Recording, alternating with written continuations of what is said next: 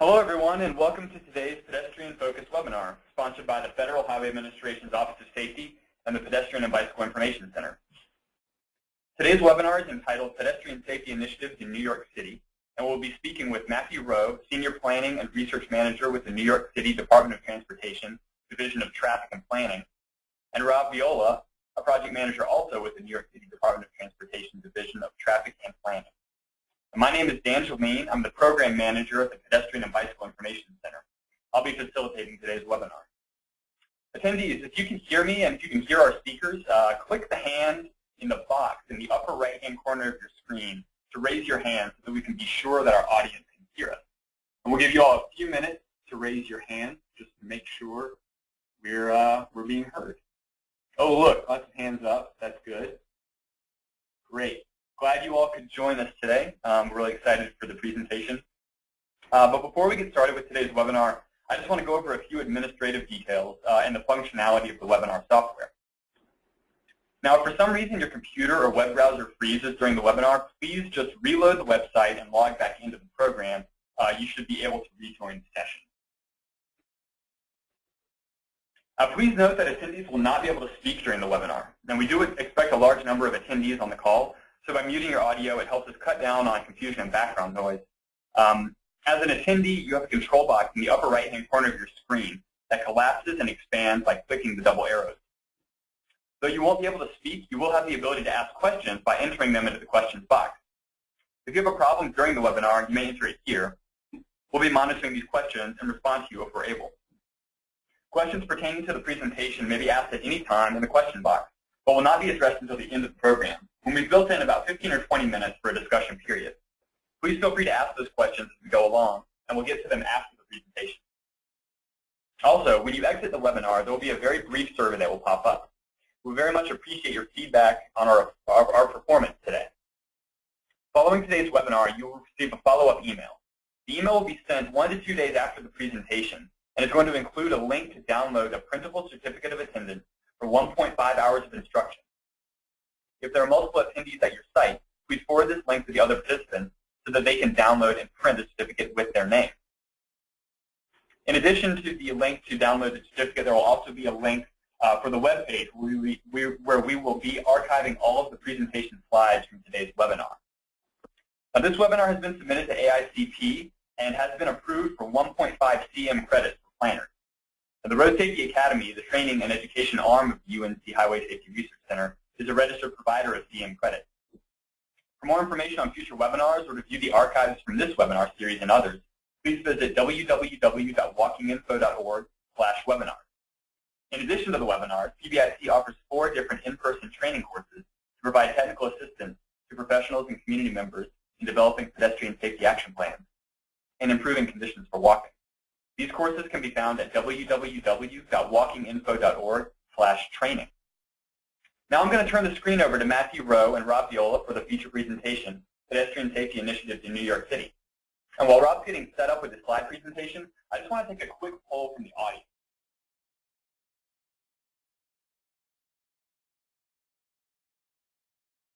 Please tell us how many participants are viewing the webinar from your site. I'll give you a few minutes to respond to this poll.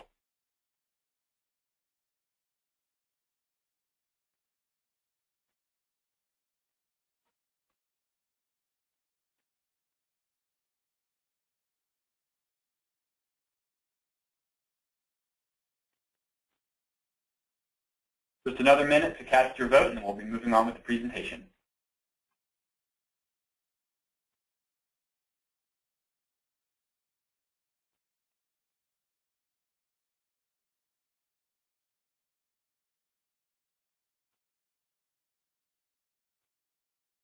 All right, thank you very much for your feedback. We really appreciate that information. All right, I'd like to welcome and thank Rob Viola and Matthew Rowe for their presentations today. Matthew and Rob, whenever you're ready, please take control of the screen and begin your presentation. Great, thank you. Dan and Charlie and everyone at PBIC and UNC, I'd like to thank you for hosting us today. This is a very exciting opportunity to share what we've learned and what we have experienced in New York City developing and implementing the Pedestrian Safety Action Plan and specific project types that we'll go into in more detail. And just to summarize today, I'll discuss the New York City Pedestrian Safety Action Plan. Then I'm going to turn it over to Rob for a discussion of our Neighborhood Slow Zone program. And then I'll wrap up again with a short presentation about left turns and pedestrian safety. Dan, thanks for the introduction, and a little bit about New York City DOT for those of you who aren't familiar with it. Just a quick question. Does the audience see our GoToWebinar window on the right side, or can you just see the action plan presentation right now? They're just seeing your action plan presentation. Perfect.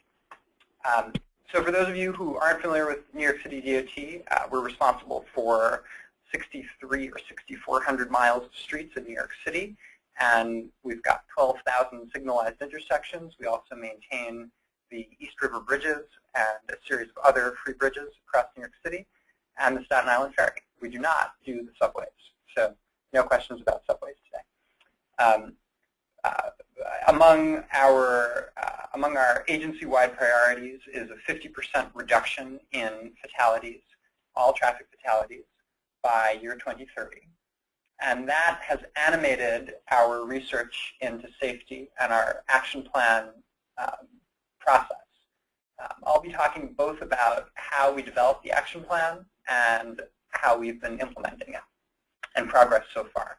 And then I'll go into some very short statistics and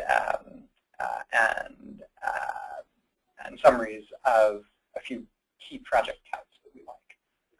So the Pedestrian Safety Study and Action Plan, a study leading to the action plan, was launched in 2007, and our goal is to reduce total traffic fatalities by 2030 by 50%. We, along with NYU, RPI, and SUNY Buffalo, three excellent universities in New York State, Rob, Viola, and I were co-authors of this plan. The scope was 5 years worth of pedestrian severe injuries and fatalities. The main goal, again, being a fatality reduction, but with a need to study severe injuries as almost a leading indicator. And we've since determined that reducing severe injuries is also a key goal. We developed a crash data set using existing variables, existing data sources from a number of places, including New York City sources and New York State sources. And we added census information, geometric information about the streets, and health outcomes and vital statistics data about the people involved in the crashes. And we developed a very large data set, a very large study data set that then allowed us to build progression models that then allowed us to sort of identify some key statistically relevant but simple enough to understand summary points, some sort of statistically significant sound bites. And that was the key study process. After we did that, we started to develop a series of actions. So first I'll talk about the findings, and then I'll talk about our action plan. Throughout the 20th century, pedestrian safety has been improving in New York City. The third column here, pedestrian fatalities per 100,000 residents per year, tells that story pretty nicely, that at the sort of the dawn of the automotive age, there were a pretty large number of pedestrian fatalities in New York City, despite the population of the metro region being much smaller and the city being slightly smaller than it is today. And also nearly all traffic fatalities in New York City, 3/4 or so throughout these decades, and even more in the decade of the 1940s when there was very little car driving going on during the war. Vast majority were pedestrians. The 1920s is the sort of key time. That's when a lot of the major traffic engineering techniques were developed, and we'll have a small little bit more about that in the left turn section. But in the last few decades, we've seen a decreasing trend in both the number and rate of pedestrian fatalities, even as the population and the amount of walking has gone up. And we know that that's gone up because we know that the amount of transit use into Manhattan has gone up. We know that there's been economic growth without any real change in traffic volumes over the last year, meaning motor vehicle traffic volumes. But pedestrians are still about half of traffic fatalities, so that's sort of where we're at now. Again, over the last decade, there's been a 28% reduction in pedestrian fatalities. There's been a 22% reduction in pedestrian severe injuries. If I showed you the total pedestrian injury number, there'd be a reduction in those two, though again, just as there's not as dramatic reduction in pedestrian severe injuries, there wasn't as dramatic a reduction in total pedestrian injuries, and they're about 12,000 a year. So to compare New York City briefly to the United States, we have a slightly higher rate of pedestrian fatalities per resident than the rest of the United States, but we have an awful lot more walking going on. So the sort of upshot of this is that New York City is a very safe place to walk that has a very large number, absolute number, of pedestrian fatalities. It's also worth noting that the overall traffic fatality rate is much lower than in the United States as a whole, in part because vehicle miles traveled per capita are very low, and they're driven at much lower speeds than in the United States as a whole. Even our highways are generally not comparable to a sort of a rural highway condition. We also compare ourselves to peer cities that have a relatively high transit and walking journey to work mode share, and among those our pedestrian numbers are more comparable, our pedestrian fatality rate. So the study found that we're looking at some key populations, some key times of day, some key geographic locations, and some key mechanisms for how severe pedestrian injuries happen. Male drivers were vastly overrepresented, and there was a New York Times headline after the study came out, "Beware of men turning left," more about left turns later. We do think that male drivers, based on the number of registered drivers, are probably slightly more dangerous than female drivers within New York City, at least for pedestrians, because it's very unlikely that males are driving 80% of the vehicle miles. Male pedestrians were also slightly overrepresented, and that's something that we found actually across all age groups, including seniors and children. Older adults, seniors over 65 were vastly overrepresented. The foreign-born population was vastly overrepresented. The older adults account for about 12% of New York City's population and were represented at about 38% of the fatalities and about 25% of the KSI. Crashes involving pedestrian severe injuries or fatalities were most frequent in the afternoon period, but the late night crashes, the midnight to 6 a.m. crashes, were twice as deadly as the full day average. That is a very clear indicator about speed. Arterial streets, again, shouldn't be surprising, but the extent of this was surprising. That even though these arterials were only 15% of the network, they accounted for about 2/3 of pedestrian fatalities. Most fatalities, most KSI, were located at intersections, but they weren't located at particular intersections. So it's sort of a pearls on a string metaphor, summarizes how and where pedestrian KSI crashes occur. They're strung out along the arterials, but not really concentrated at one intersection along those arterials. This had a great impact on how we decided to formulate the action plan. How the crashes happened, crossing with signal crashes were the most frequent, and that is being struck by turning vehicles, but crossing against a signal was more than 50% deadlier. So among those KSI crashes, those pedestrians who crossed against the signal were much more likely to die. Speeding-related and aggression-relaed crashes were much more likely to be deadly, twice as likely to be deadly as the average. So the bottom line is that we see speed in all of these indicators, when, where, and how the crashes are happening. Failure to yield is the other main attribute that's happening, the other main mechanism. And the combination of speeding with crossing mid-blocking against the signal, especially on wide arterial streets, especially at night, was a huge percentage of the really our bottom line here. So as we developed our action plan, we bore in mind that speeding and arterials were our main focus. So our public information campaigns, education campaigns, and enforcement campaigns are all oriented toward those attributes, arterials, speed, and failure to yield.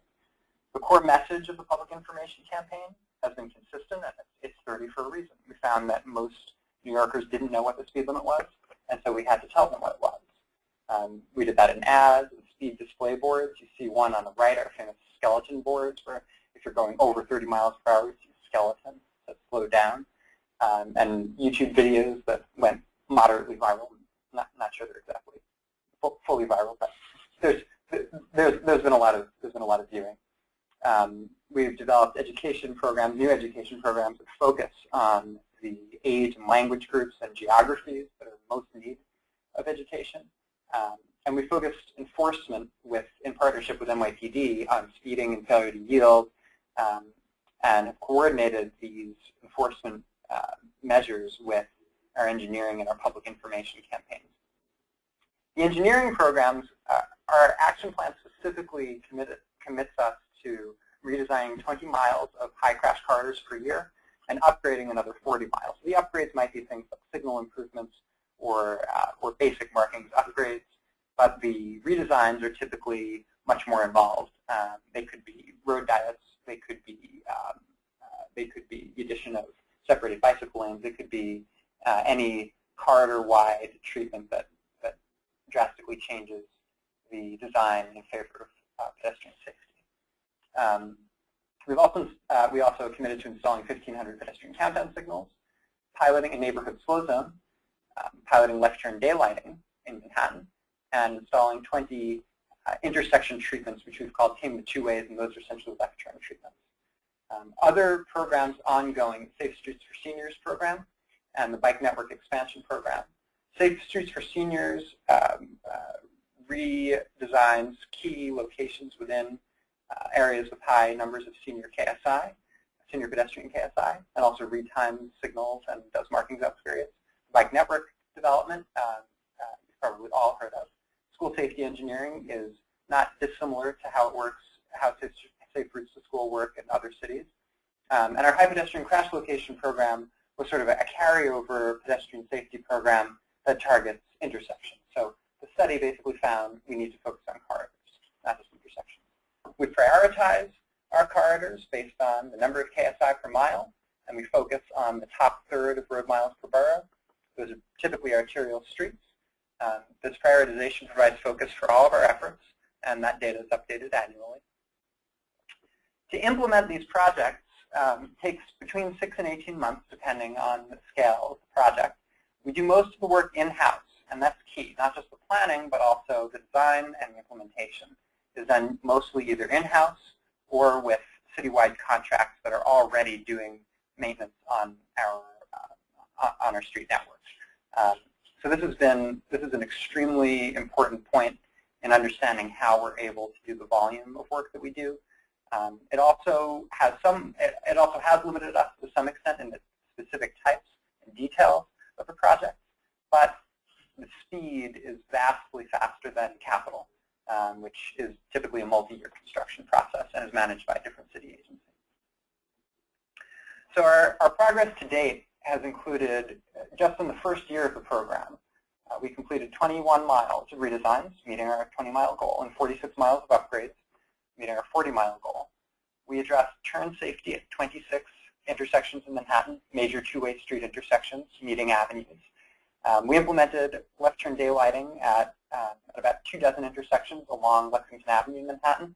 And we implemented pedestrian countdown signals at about 1,500 locations so far, and we've got another 1,700 in the pipeline through a highway safety improvement program grant. We've also implemented a neighborhood slow zone, more about that. And on the education side, the 30 for a Reason campaign I mentioned, the You the Man campaign, which tries to validate designated drivers, is focused on a sort of more alcohol-involved audience. Now it's Be the Man. Rob corrects me. It's true. We've updated it from You the Man to Be the Man. We also convene monthly meetings with the NYPD Traffic Division, which is responsible for enforcement on the streets. And there have been a few state laws that have been passed that have been beneficial to pedestrian safety and enforcement. One is that the penalty for vehicular violence and it's sort of a category above a traffic ticket and below a manslaughter charge for more severe cases. That penalty has been established by New York State, and distracted driving laws have been updated as they've been in many states. We've also implemented a crossover mirror requirement for trucks. Crossover mirrors are often found on school buses, but we found that there was a specific crash type of truck drivers not seeing pedestrians who were still crossing when the light turned green for the truck. So that crossover mirror will help them see pedestrians. Before I wrap up, a few project types that have been successful in many places citywide. This is a 4-to-3 lane conversion. This is Empire Boulevard in Brooklyn. And yes, it really is Empire Boulevard. It was 60 feet wide and 4 lanes, 2 in each direction. We converted it to 1 lane in each direction with left turn bays. Those left turns are the 3rd lane that you see in the after, 4-to-3.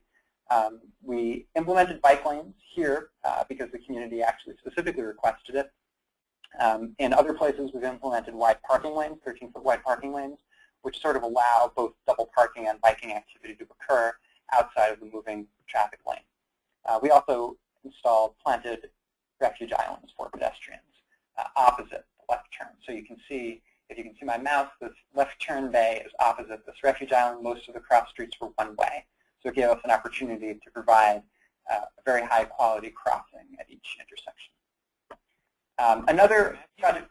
What's that? Matthew, sorry, I don't want to interrupt you. We have a lot of questions coming in about the left turn daylighting concept, and I wanted to see if is that something you'll be covering in more detail later in the presentation, or could you provide just a brief overview of what that is? I'll do a very brief overview, but I'll also talk about it in the left turns. Daylighting is the concept of banning parking at the last spot or last 2 spots before the intersection to allow left-turning vehicles to see pedestrians that they have to yield to in the parallel crosswalk, right? So the crosswalk that the left turn is turning into. And there's a specific problem that has to do with the design of cars and one-way streets turning from a one-way street. And I'll get into more about that later. It's essentially a project to improve left turn yielding to pedestrians from one-way streets, especially. Great. Thank you for that. Sure.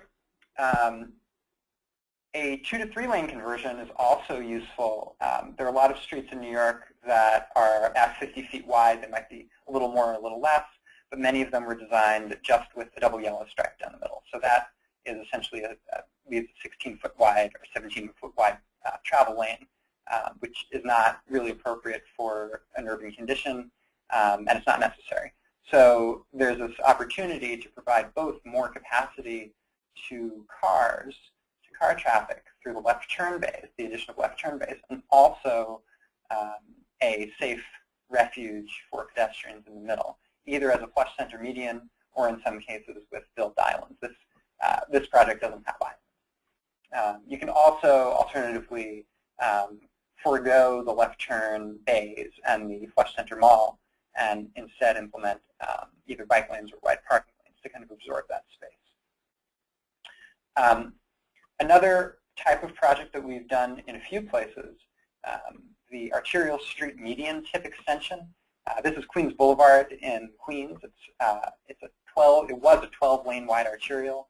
One thing that we did in a sort of an earlier round of improvements on Queens Boulevard was to remove one travel lane from each of the service roads. So there used to be 3 roadbeds, each with 3 lanes, 4 roadbeds each with 3 lanes, and we removed a lane from the service roads to essentially narrow the pedestrian crossing.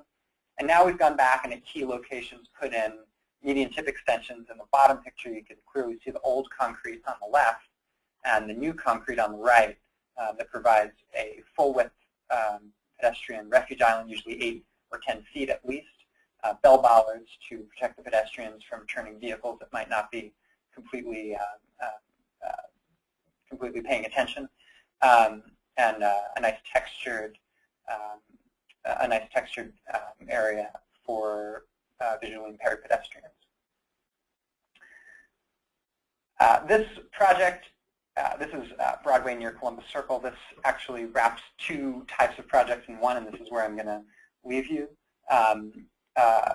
It's a multi-lane, one-way street with a marked bicycle lane. That's in the before condition on the left, and you can see all that. You can see all that taxi traffic, and that's the marked bicycle lane here. Parking on both sides, as is very common in New York City. And we essentially took that, took one lane from Broadway and turned it into a pedestrian plaza, a linear pedestrian plaza, and added pedestrian space at the tips of that plaza so that the crossing is much shorter, and that created a separated bike lane. We've also created separated bike lanes using parking protection instead of where that plaza is, you might see parking. There's a left turn bay. In some places we've provided what we call left turn mixing zones, which I'll get into also. And these have had very, very large safety benefits for both bicyclists and pedestrians, and not incidentally motor vehicle traffic also. So some of the obstacles that we've faced are that we need a state law for speed cameras. We can't just implement them, but it's very difficult to do speeding enforcement on city streets in a traditional speed enforcement method. It's just not as efficient as speed cameras would be. The penalties for hit and run are still lower than the penalties for drunk driving, so that actually encourages more drunk drivers to do hit and runs, which probably worsen the outcome for pedestrians who are hit by them. If they're not calling emergency services, they're not getting to the hospital. There's a political obstacle. It's not a clear-cut thing, but there is pretty widespread misinformation and active disinformation about safety, about traffic safety, and about the trade-offs related to it. A lot of people are under the impression that the trade-offs are much larger than they are, and a lot of people are under the impression that, well, there's nothing really that you can do about pedestrian safety, there's nothing you can do about traffic safety, or they'll just blame the victim. And those are very common things, and the way that we really address that is by working in detail with local leadership and local groups. But it means that PR is a full-time job for our projects. We have to always be aware of how media, sometimes not in the neighborhoods that we're working in, might cover the project. I mentioned the culture of speeding and the culture of jaywalking to combine to a pretty deadly effect on arterial streets. And it's pretty tough to deal with both at once. There's both messaging and resource issues. And again, prosecuting traffic crimes is tough. We've learned that safety stats are very important, always have them, know how many crashes there are, how many are pedestrians, how they happened, know how effective your projects have been, implement in-house and or with existing contracts, do what all can. It makes it so much faster. We've learned that we absolutely need executive support and support from middle management, and that when we're doing big things, comprehensive outreach really works. We've worked with everything from school groups to senior centers to environmental justice groups in local neighborhoods, and obviously also with local elected officials and the community boards, which are a sort of a local town council in each neighborhood in New York City. It's much, much more effective to let community members identify a problem and then try to develop solutions with them than to do a design, announce, defend process. It's just much more effective. And I'd like to kind of leave you with that you can do great projects, you can make it happen.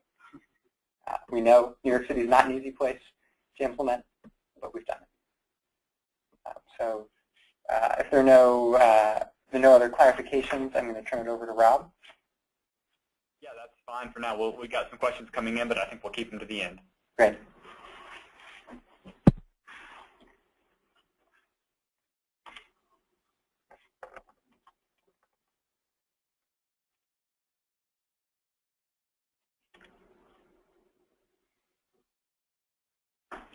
All right.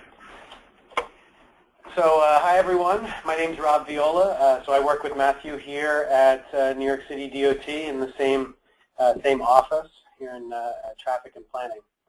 So I'm going to be speaking about neighborhood slow zones, which is our community-driven, demand-driven 20-mile-per-hour traffic calming program. So I'm kind of the project manager in charge of that. So as Matthew mentioned, this is something that we put into the pedestrian safety action plan as something we wanted to have to to basically deal with the issues that we had uncovered in that study. And yeah, we were lucky enough that we got the program piloted, and it has become quite popular both with upper management and also with the public at large. So we're moving forward with it pretty aggressively. So what is a neighborhood slow zone? So the inspiration for the program, honestly, came from other cities. This is something that's been ongoing in Europe for some time, especially in London and other parts of the United Kingdom. They've been doing these zones for 20-plus years, but also all throughout the continent. And the way that we have taken those lessons and turned it into a program for us, it has these key points. That we're lowering the speed limit down to 20 miles per hour. So it's 30 throughout New York City, except on some highways and larger arterials. We would be lowering the speed limit in a small, self-contained area, about 1/4 of a square mile in diameter, or about 5 by 5 blocks. But we've got some flexibility on that. You're entering the zone because you see signs alerting you, and there's also a gateway treatment. So when you move into the zone, you really know you've gotten there. And the whole idea is for it to be self-enforcing via traffic calming and markings inside the zone. So we're not trying to get police to surround the zone and turn it into some kind of a ticket area. The drivers are supposed to know what to do. So the main reason that we wanted to embark on this is that there's just really compelling data that these zones really work in urban areas. In London, they saw a 46% reduction in KSI as compared to untreated areas that were adjacent to where the slow zones went in. No collision migration was seen, so there was no whack-a-mole, basically, where the crashes left the slow zone and appeared nearby, and big reductions in average speed, going down 9 miles per hour. Netherlands also saw a 25% decrease inside their zones, and they've set 3/4 of their residential streets down to 20 miles per hour. The city center in Amsterdam, the same. Barcelona has also been piloting these. They started quite some time ago, and building 215 kilometers of zone 30. That's 30 kilometers an hour at the end of 2009. So there's a lot of activity over there, and the numbers are pretty convincing. So beyond the safety improvements that would come from this, we also see it as a quality of life improvement for neighborhoods, where less traffic means less traffic noise. Also, people, I think all over the country, all over the world probably, are always concerned with cut-through traffic. They want traffic to stay on the bigger roads and away from their residential streets. And this is definitely a way of encouraging that to happen. And hopefully with less noise and traffic on your streets, you have more social streets and nicer places to be, to walk, and to congregate. And then really in terms of the big picture, macro, we're trying to develop a safer driving culture for the whole city, and slowly build out this network of slower speed streets all throughout the city, and teaching contextual driving. And I think this is something that 90% of drivers get already. They pass into a neighborhood, a residential area, off of a big road, and they slow down. But we're trying to hit those other 10% of people that are basically speeding through areas they shouldn't be speeding through, and just teach that kind of behavior. So the toolbox that we use in the slow zone is pretty simple, and I mean that's the other thing that's very, I think, compelling about the program, and nice for other areas, and maybe they can try this too, is that we're using these simple, fairly inexpensive components. So there's the gateways. We have our speed humps that are scattered throughout the slow zone. 20-mile-per-hour markings that also go through the zone. And occasionally we'll use some other traffic calming markings if we need to address a more particular problem.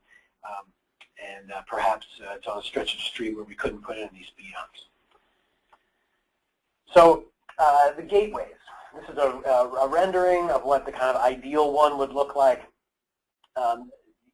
We're trying to narrow the roadway at the entrance, so cars that are coming in and also coming in straight, but also turning in, have that feeling of narrowing. There's actually not that much actual physical narrowing going on because generally there were cars parked in these spots where the signs are going. But it's more of this visual that the driver gets, and we're clearly alerting them, 20 miles per hour, you're going into a neighborhood slow zone, and also we're usually daylighting either one or two spots at the entrance, at this gateway entrance. And we're daylighting it both so we can put the signs in place, but also just because daylighting at the intersections is good for visibility in general, and for both the pedestrians and drivers being able to see what's going on. And then throughout the zone, we're putting in speed humps. I know the marking on the street says bump, and the sign, we call them bumps in New York City, but really in terms of the technical definition, they are humps. So we're basically trying to keep speeds at 20 miles per hour. Sometimes we do 15 miles per hour near schools with a 4-inch hump instead of a 3-inch. And just throughout the whole city, we see great results from speed humps. 20% reduction in speeds, 30% reduction in mid-block crashes, 40% reduction in pedestrian crashes. And we try to distribute these humps throughout the zone as evenly as feasible. Sometimes we don't get all the way there because there's a lot of driveways or bus routes or things like that to throw it off. We do our best.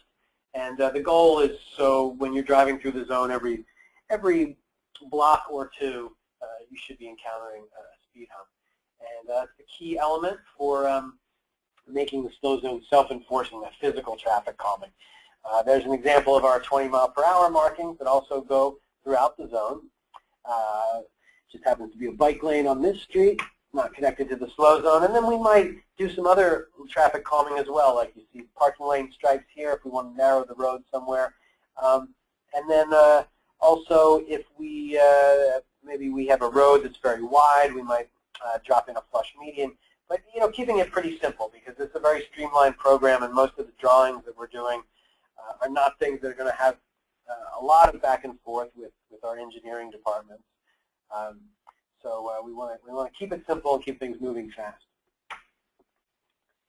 So connected to that is operationally it is something that when you compare to other projects with say signal construction or concrete construction or unusual geometries, it really doesn't require that many resources in terms of rolling these out. No signal work, very minimal data collection. We're collecting speeds, but we're really working in areas where the volumes are not an issue. The design work is fairly minimal. Still need to create a decent amount of drawings, but they're simple. And then we've just got the signs that go at the gateways, and our speed humps in the zone, about 13 or 14 in each one.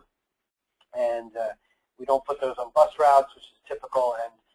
And then also we never have truck routes inside the slow zones either. So we wouldn't put a hump on a truck route, but that kind of takes care of that. So in terms of how we started the whole process of picking a pilot, it was basically creating a map of all our arterial streets in the city, and then using those streets to create a cell that we considered to be local streets, and then we looked at those cells, said, well, where are the highest crashes of those cells, and kind of went to those areas and started looking at those for a possible slow zone pilot. Of course, also did some preliminary outreach to see what communities would be interested, and we came out with this zone called Claremont, in the neighborhood of Claremont in the South Bronx. And There had been a fatality there. It was in the 74th percentile for injuries. So we have a per mile ranking system that helps us rank an area or a stretch of roadway or an intersection by its percentile of injuries per mile within the borough. So that's 74th percentile for the Bronx. Community board was very open. The zone had strong boundaries. That's something we really look for because when you pass into the slow zone, you don't want to feel like these gateways and the change in speed are completely arbitrary. You want to feel like there is something that makes the area kind of hold together. So yeah, this was bounded by elevated train, highway to the east, big commercial streets, just about the right size. We wanted to do a quarter of a square mile. There were many schools within the zone, subway stations, so we knew there was a lot of pedestrian activity, highly residential. And this is just some photos to give you a feeling for what it looked like. You know, and I think this is a good chance to say, too, that, you know, the idea here is not to take an area of wide, high-speed streets and try to tame them with these treatments. It's really areas that are residential, that are where the design speeds of the street are pretty close to 20 miles per hour anyway, but you're really just trying to lock the area in and reduce those outliers, people that are kind of going against the grain. And that gives you an impression of just how we're distributing speed humps throughout the zone. In the Claremont zone, we got lucky. There were actually a good amount of existing ones, so we could kind of build on top of that. But it was nice equal distribution throughout the zone. These are some drawings of our gateway treatments, just the channelization, and where the signs might go on the sidewalk or on the street, whenever is feasible in terms of driveways, and, you know, turning trucks, things like that. There's our slow zone sign, which we was custom designed for the program. Took a much longer time to agree on that design than one might have guessed. That's the sign base. That's the piece that goes in the road the sign comes out of. There's our handsome devil. That's Matthew, who spoke before me. He's just giving you a sense of how large. And I was going to say the great thing about webinars is that nobody knows what you're talking about. No, now they do. Yeah. Yeah, that sign base is just plastic. It's made to look like stone. It's really just plastic. And then this barrel goes inside where the sign base is installed, and that's bolted to the ground to give it a bit more, make it a bit more solid. You can't spin it around. You bump into it, it'll just fall right over. There's our crews putting that together. And there's one of our gateways in action with the signs on the street. Nice retro reflectivity there. Yeah, off the flash from the camera. And here's another crossing, or another gateway with the school crossing happen to be going on here. This is all in the Claremont zone, and actually that's me crossing the street there. And here's a spot where we did not put the sign bases on the street because you know, it's a narrow two-way, but also because there's a lot of truck activity, and there's that automotive shop right there with the driveway very close to where the sign would be on the street. So we have those on the sidewalk there instead. And that's just a picture of one of our speed humps. So, and to give you a notion of how the whole process worked with after we did our initial pilot, we basically decided to open it up and allow people to apply to have these in their neighborhood. Because this is something that we really see as being community-driven, neighborhood-driven. We don't need to come and to these different spots and kind of force this into the places. There was enough. We felt there would be enough demand that we could sort it out from the applications. So the process was open. The period for applications was open for 10 weeks at the end of 2011, and we got 100 applications from citywide without really doing very much outreach to ask people to send them in. People found out about it on their own. So about a quarter of those were really solid applications that had good boundaries and good sizes, and seemed feasible geometrically and everything. So a lot of applications were just thrown out because they contained large streets running through them, or they really weren't an area, it'd be one street or a school, too small, But yeah, that was sort of the hitch in the application process, that it was difficult, I think, for people to understand that a slow zone couldn't just be their block or an area just around their school, even though we have a school safety program that essentially does that. So yeah, so that's what a good amount of the applications were things like that. And interestingly, but in a way predictably, Queens and Staten Island accounted for 80% of the demand for the slow zones. Brooklyn also had a significant amount, but pretty small amounts in the Bronx and Manhattan. And my belief is that Staten Island and Queens are the most suburban of the New York boroughs, and I think that a lot of the residents that live in these areas desire the more segregated or hierarchical street network, or at least that feel it is possible, you might get in the suburban area. So fast cars on the big streets, and then in my neighborhood, I want things to be very slow. A cul-de-sac might even be nice. So yeah, lots of demand from those areas, and how we scored the applications basically based on crashes, letters of support, schools, senior centers, daycare, their boundaries, and we wanted to see truck routes and bus routes on their boundary.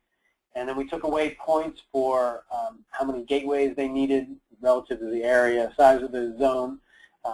We didn't like to see fire stations or hospitals inside the areas because we don't want to get into problems with emergency response. And then also bus routes and truck routes in the zone were negatives.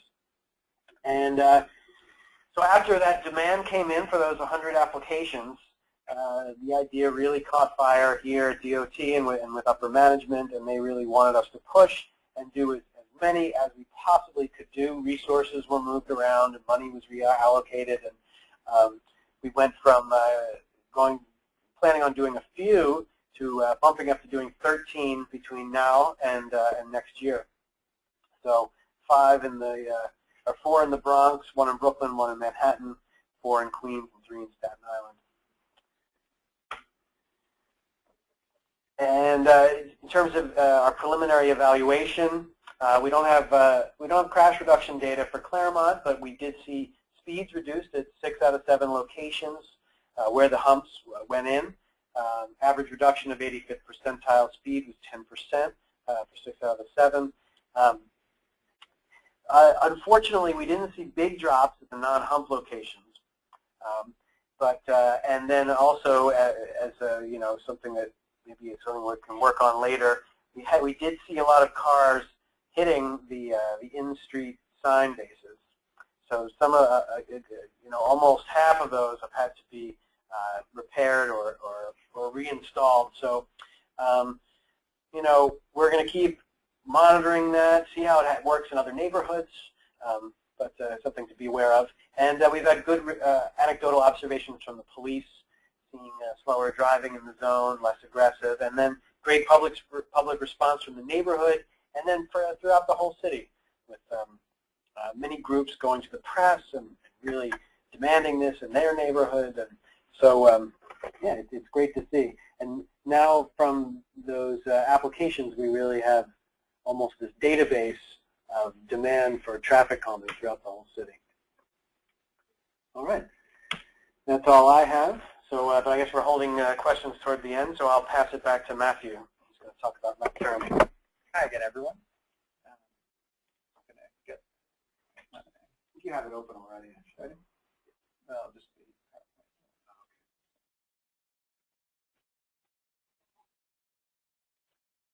so now I'll go through a reasonably short presentation about left turns and pedestrian safety. And basically, we're just discussing here a number of the treatments that we've developed and a number of the treatments we've adopted from other places to address the safety of pedestrians at problematic left turn locations. This is an important topic because left turn crashes outnumber right turn crashes vastly by a factor of 3 to 1 among KSI pedestrian crashes. And in total among pedestrian KSI, driver failure to yield while turning against a pedestrian crossing with the signal is the leading factor. If you just look at pedestrians who are struck while crossing at a signalized location, which is pretty much what we're talking about in this presentation, much more than half, 57%, were crossing with the signal. So there's this basic need that we recognize that even when the pedestrians are doing exactly the right thing, crossing with the signal in the crosswalk, they're still at risk, and that's an important focus area. So I'll talk about two-way streets, and then I'll talk about one-way streets. On two-way streets, there's a fundamental problem with left turns in an urban environment, which is that there's a very complex task for the driver. They're not just looking for a gap in oncoming traffic. They're also looking for a gap in pedestrian traffic. And if it's a 4-lane street, similar to sort of imagine the before condition in a 4 to 3 lane conversion, which is what we're looking at in this aerial photo, 2 lanes in each direction, there are 2 gaps to look for, one in the left lane, one in the right lane. There's a pedestrian to look for. And then you're in the left lane, and you don't have a left turn bay or lane, and you're afraid, justifiably, that you're going to get rear-ended. So you're a little bit anxious to get through the intersection. We often find drivers cheating at the end of the signal cycle. So as the oncoming traffic is stopping, they might go, and at that point they really have a pretty short window, and they're not necessarily looking for the pedestrians in the crosswalk who might still be finishing that crossing. So the result is that you're accelerating across the oncoming lanes, and by the way, that waiting for the gap over here removes a lot of capacity. Something that was done pretty commonly in the mid-20th century was to convert large two-way streets to one-way operation. All of the Manhattan avenues used to be two-way streets, mostly 2 in each direction. They were almost all converted in the decade of the 1950s and into the 1960s. Henry Barnes was very important in that work. And he implemented signal coordination, the famous green wave. And every driver in New York knows about this. You're on a one-way avenue in Manhattan, and you get a green wave. It eliminates the opposing left turns, which is good. It also eliminates that process of accelerating across lanes of traffic to make that left turn. The lefts become a little like the rights, with one caveat that I'll be talking about later, that after daylighting. But it pretty clearly encourages speeding when there's not much traffic, so either in low-volume parts of the city or at off-peak times. In Manhattan, it leads pretty directly to the cross-street network issues. That is that coordinated wave really does punish the cross streets pretty greatly. This is a true fact. You can almost always beat crosstown traffic on foot, and that's been the case for many decades. It has a pretty negative effect on bus transit. The conversion itself from two-way to one-way has a negative effect on bus transit ridership and access, and a negative effect on retail business. And it's pretty tough for bicyclists, because then they've got a choice of making a long detour or going the wrong way, which we don't want them to be doing. Another thing you can do with a two-way street is simply ban the left turn. Obviously, that's eliminating the hazard, at least for the people who are behaving well. But it has network issues. If you're not in a regular grid, it can be tough to provide that left turn a safe place, either upstream or downstream. It'll increase the number of right turns, probably. And of course, people who live on that block, businesses that are located on that block to which the left turn used to go, are not going to be particularly happy about it in most cases. Flatbush Avenue in the Prospect Heights and Park Slope section of Brooklyn is shown here, and that's a case where it's a very large, very important arterial with up to 1,800 vehicles per hour at the peak, in the peak direction at the peak hour. Underneath it, there's 6 subway lines that are carrying about 50,000 people per hour also. So there's a lot of pedestrian traffic up at the surface. There's also a bus line on it. So there's a lot of reasons to actually worry about not just the turn onto the crosswalk, but also congestion issues. So the left turn ban has been pretty successful operationally. It's too early to do safety analysis still, but we're pretty pleased by the way it works. But there's also, it's a diagonal street through the grid, so there's an opportunity to simply do a right turn jug handle and make 3 right turns instead of the left. So we weren't too worried about the network issues there. Another way to address left turns, very popular, everybody sort of knows about this one, is a dedicated turn phase. This is showing 14th Street at 1st Avenue in Manhattan, and this is a, I believe this is a leading left turn phase, so it's permitted and then protected, or sorry, it's protected and then permitted. And once that green arrow disappears, you can still make the left on the green ball. And I don't believe that there's a designated lane necessarily, not at all locations. If we were to install this in a new location, we would put in a designated left turn lane. So theoretically, you get rid of a lot of the conflicts, and you get more left turn throughput, which is nice. But pedestrian compliance is often low, and actually this picture illustrates that very nicely. Those pedestrians on the left side, Rob can't help. It's true.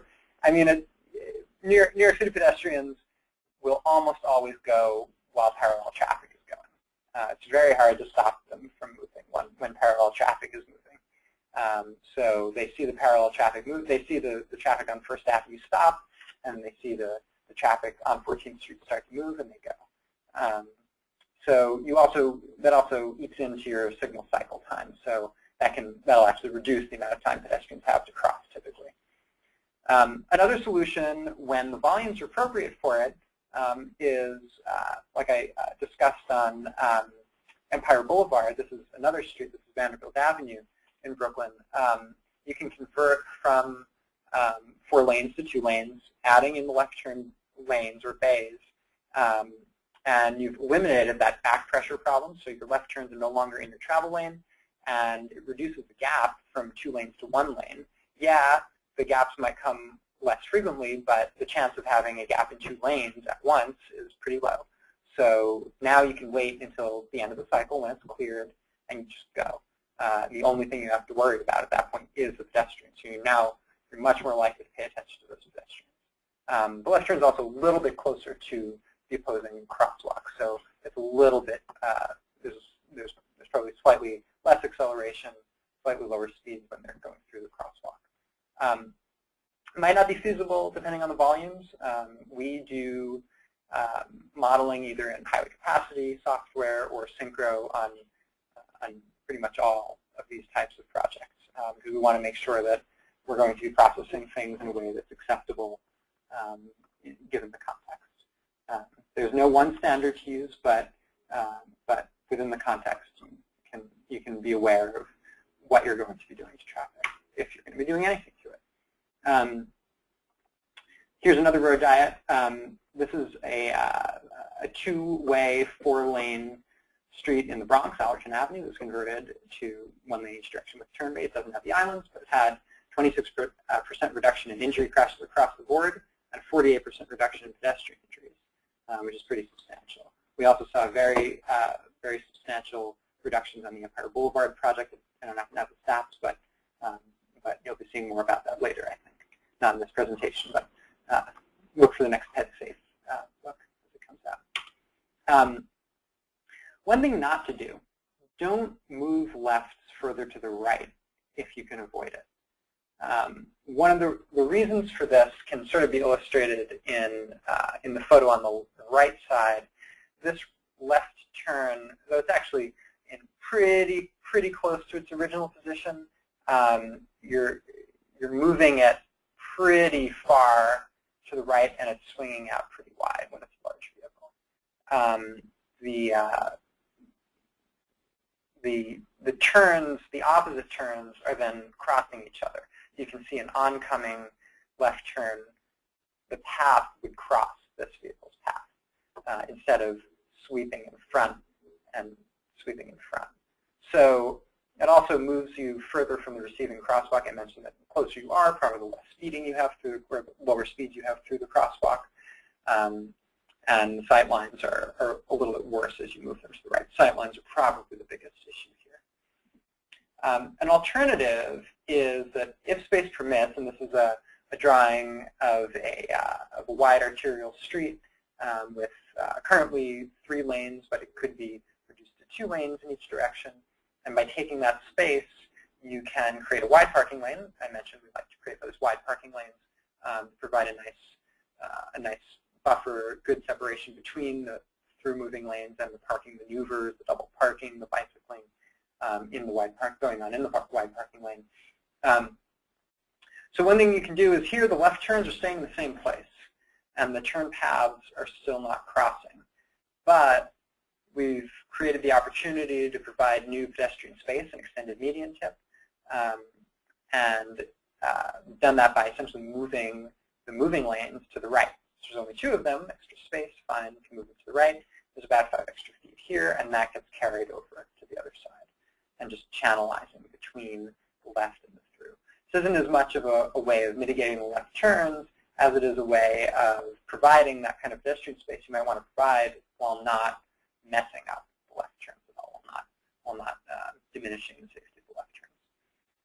Moving on to one-way streets, the specific problem with left turns from one-way streets is that there's this pillar, the A pillar it's referred to in design, between the windshield and the driver's side window.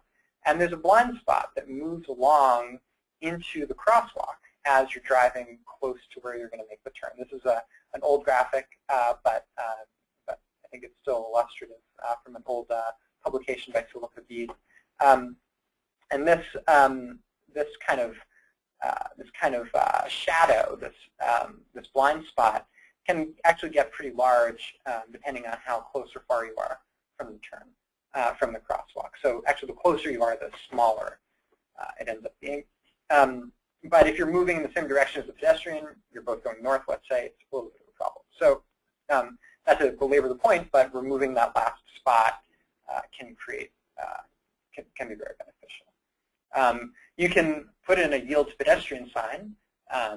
So it's a nice new standard MUTCD sign, but drivers might or might not be paying attention. There's an awful lot of signs in New York City, as there are in many urban environments, and we're not really sure if these have any value.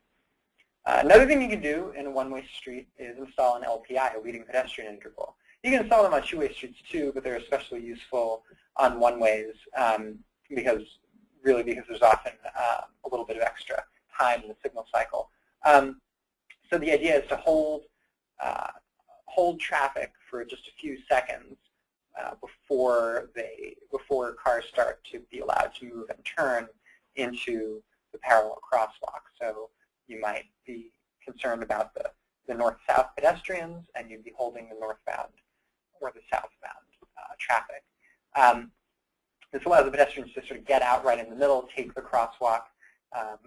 The cars are then much more likely to yield to them, increases pedestrian visibility, increases just the number of pedestrians in the crosswalk at the time that the light turns green. The biggest challenge is that it requires some time in the signal cycle, and it doesn't just hold back the vehicles that are turning, it holds back everybody.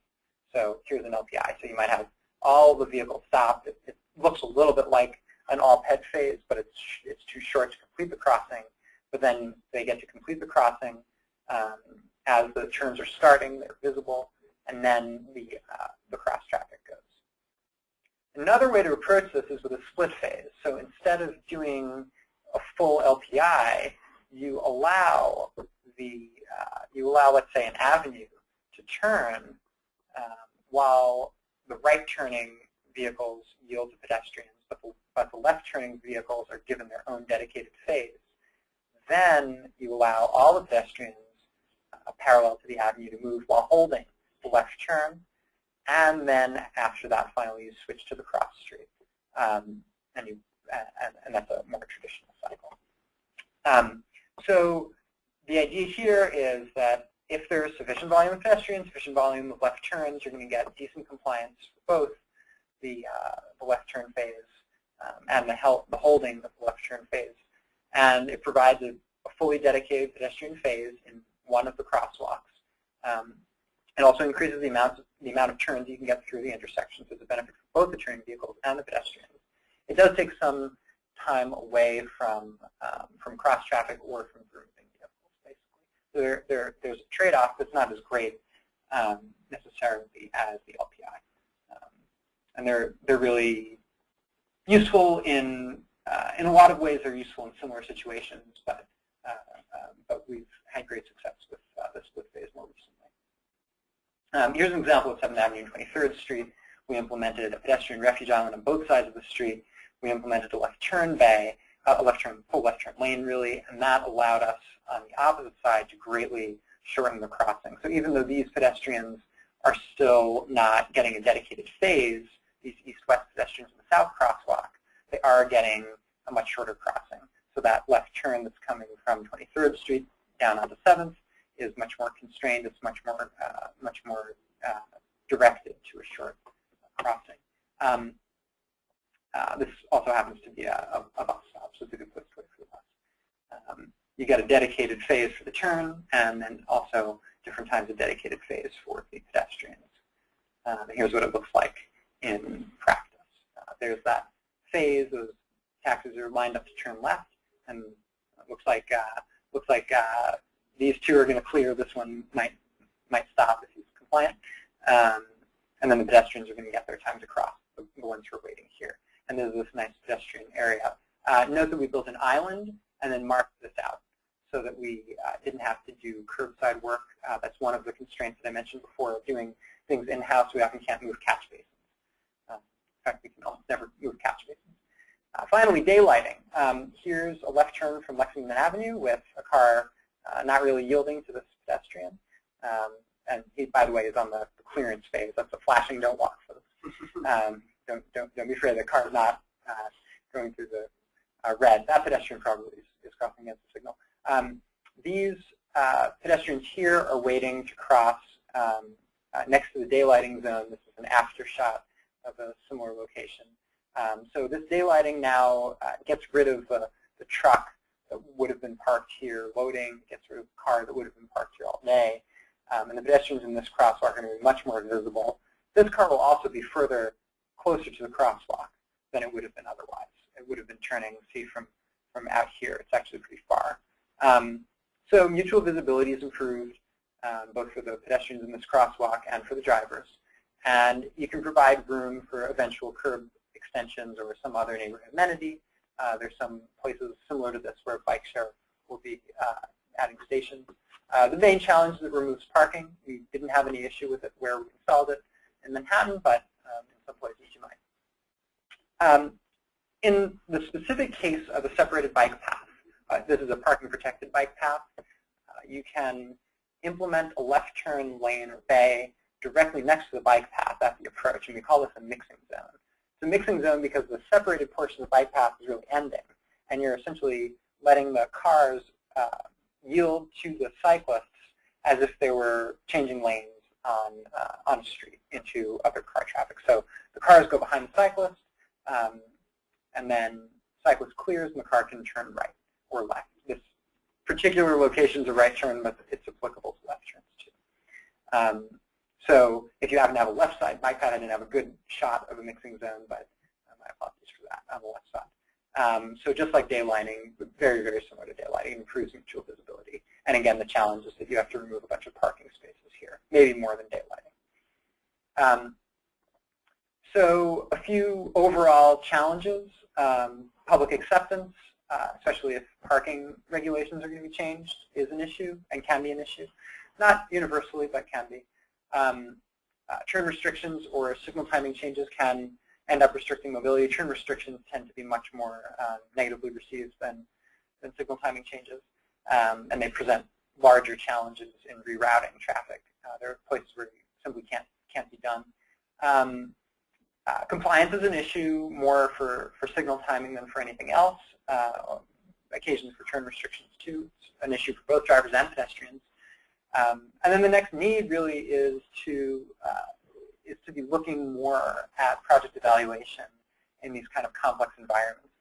One of the biggest challenges is that we don't know whether a left turn signal, a dedicated phase, a protected only, a protected permitted, an LPI. We don't know which of these is necessarily effective in each situation because we simply don't have enough test cases for them. You really need to build up a lot of test cases to start to understand when and where they can be used. We've had good results so far with all the treatments I've talked about here, but that doesn't mean that they're universally applicable. And sort of knowing where and when to put them in is probably the biggest support issue. And finally, crash data quality. The data that we get is very good on geography. We know where the crashes happen, which street, which intersection they happen on. We don't necessarily know which crosswalk they're happening in. It's just not a field that responding officers are required to fill in, so we just don't have that data. So that's an issue that we address when we go out to one of these locations, essentially by substituting that crash data for operational data. We know where the turns are happening and where the pedestrian volumes are higher. So that's a sort of a planning technique to deal with that. So I think now we can kind of summarize and go to questions. You've heard about the Pedestrian Safety Action Plan. You've heard about the Neighborhood Slow Zone program that came out of the Pedestrian Safety Action Plan, and you've heard about left turn safety. And I think we have about 15 minutes for questions, 20 minutes for questions. 18. I'm told that everything was very timely here, so Dan, I'll turn it back to you. All right, thank you very much. And I will pull up a final slide here. We'll have a few minutes for questions. And I'll go ahead and tell you right now, I really apologize if we do not get to your questions. There were a lot of really good ones. And I know we won't get to all of them with the time we have remaining. But we do have contact information up on the screen for our presenters. So if you do not get an answer to your question, please feel free to contact them. They both have a lot of information and can provide some more detailed answers to some of the more detailed questions that you may have. So I had a few though that seem to come up time and time again. So I'd like to just ask those first, and we'll see how much time we have left after that. With regards to the Pedestrian Safety Action Plan and study, can you talk a little bit about how, from a policy perspective, how this connects with your general or comprehensive plan, some of the other things you have going on in the city, and then maybe speak a little bit about some of the stakeholders that were involved in that process outside of the Department of Transportation. What other departments did you work closely with to develop and then now implement that plan? Thanks, Dan. Well, and let me, before I go ahead and answer, let me also thank you once again for hosting us here. It's really great to be able to talk about the stuff that we've been working on. Right, the main interface with broader planning processes in New York between the Pedestrian Safety Action Plan and other processes is something called Plan YC. Plan YC 2030 was a document released, I think, in 2007 that was a citywide document directed at all agencies and done with a fair amount of stakeholder outreach and direct public outreach citywide that included as one of its goals improvements in traffic safety. And then below that, our strategic plan, our agency strategic plan, picked that up as a specific target, a 50% reduction in traffic fatalities by 2030. So that's sort of the simplest connection. Plan NYC is the closest thing that you're going to find in New York City to a typical comprehensive plan. We do also coordinate, obviously, with the regional MPO, NIMTIC, and all of the sort of longer-term projects end up being on the NIMTIC regional plan. So that's sort of that side. The work that we did to develop the plan focused on the agencies that would be most directly affected by having to do implementation, most of that was DOT, but it was also NYPD. They had a large role in. They've had a large role in developing the enforcement techniques and enforcement aspects of the plan. Essentially, they're leading that. We've also worked closely with the New York City Department of Health, which has been a great partner in both on the data and research side, and also in thinking about education and outreach initiatives. We've worked with the Department for the Aging. New York City has a Department for the Aging, which is focused on the needs of seniors in New York City, especially on senior pedestrian safety. But those projects tie in and are included when I tell you we've done 21 miles worth of streets. If it's in the senior area, well, that also counts as long as it's a high crash corridor. That'll also count. So that's the kind of coordination that we do sort of on an ongoing basis. The public outreach is mostly at a project-by-project basis. The plan itself is, as you can see, it's essentially a data-driven plan, but there's nothing that calls for a specific project at a specific location.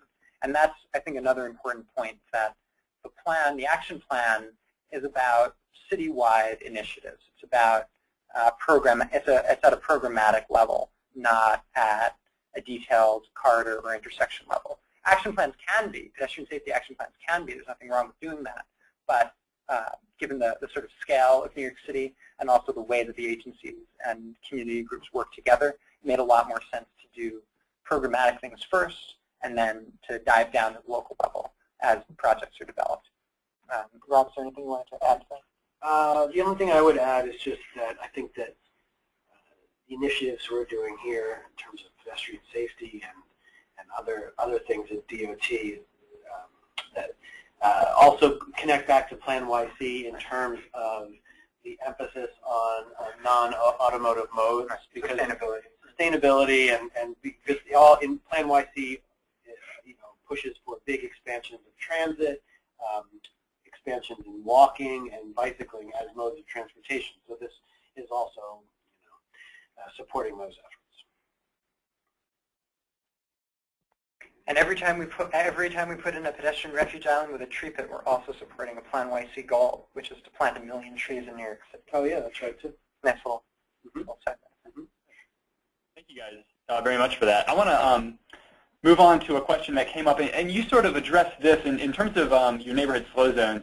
You talked a bit about not selecting slow zone areas if they had hospitals or fire stations or a lot of frequent emergency emergency vehicle trips. But I want you to speak a little bit more generally about how you've worked with emergency medical services and fire departments and others to sort of coordinate on the slow zone placement, especially when lowering some of the speeds that they may be using, obviously from time to time, maybe not as regularly as if they were coming in and out of a fire station, but how have you worked with those groups on your slow zone program?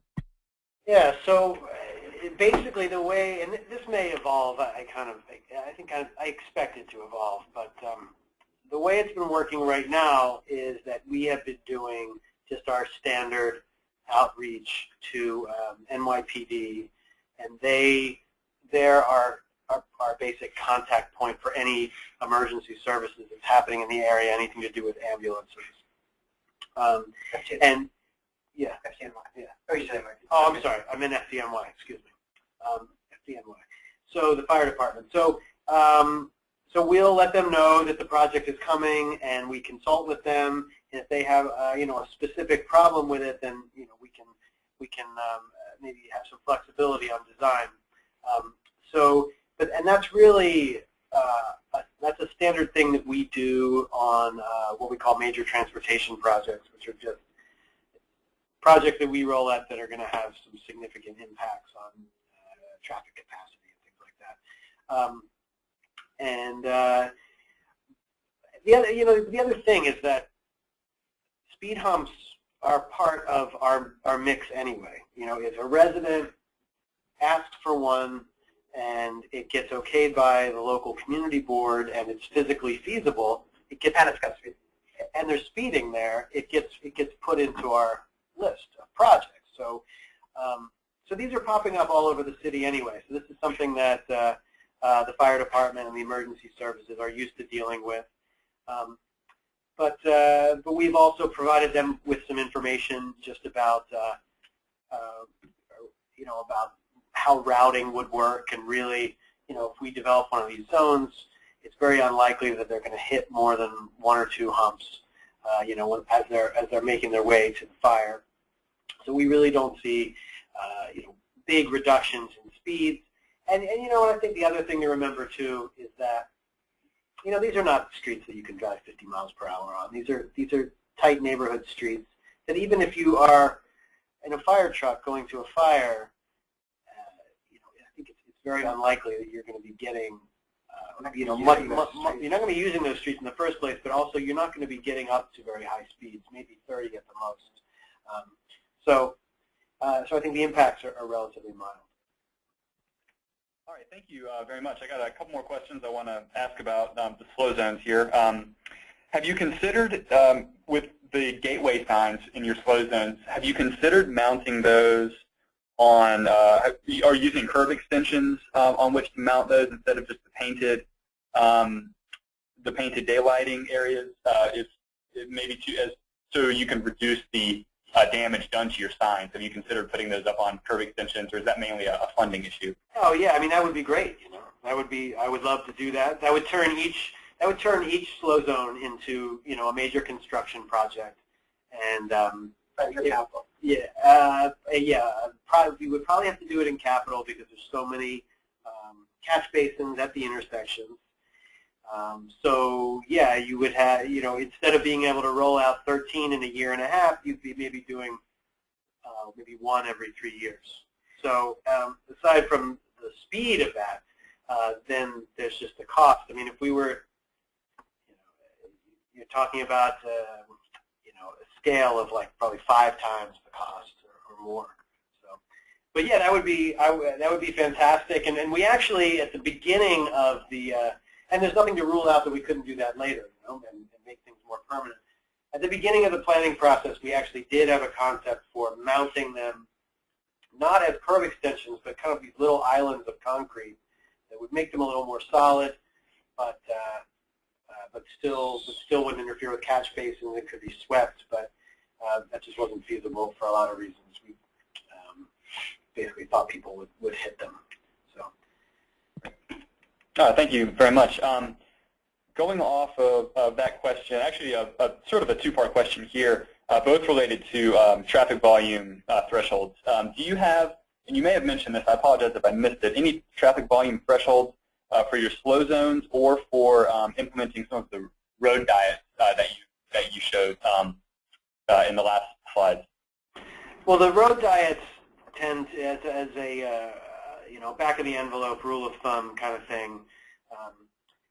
If you say you have a road that's 2 lanes in each direction, we would want there not to be more than 600-700 vehicles per hour going in each direction for us to shift it from 2 lanes down to 1 lane. And depending on signal timing, and number of left turns. And all that. Yeah, there's all these other factors, and everything gets analyzed as well. So sometimes you can stretch it. Say you have a couple intersections that are getting up to 800 or 900.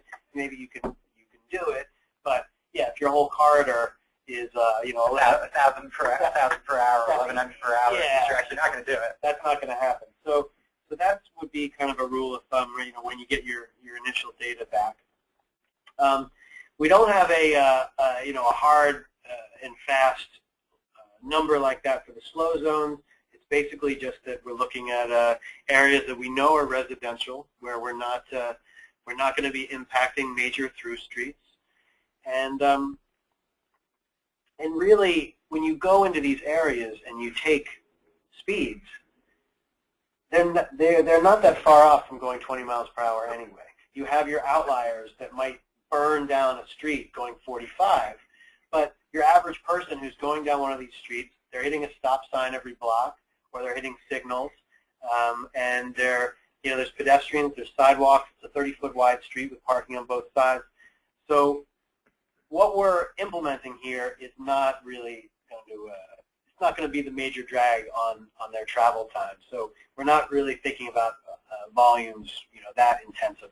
And there's a lot of research, especially out of Europe, that shows that like you can lower your speed limit from 30 to 20 in a big area, and it really doesn't have any effect on travel times because the major things that are dragging people down are signal delay, congestion, waiting to get across the street, etc. Okay, great. Thank you very much.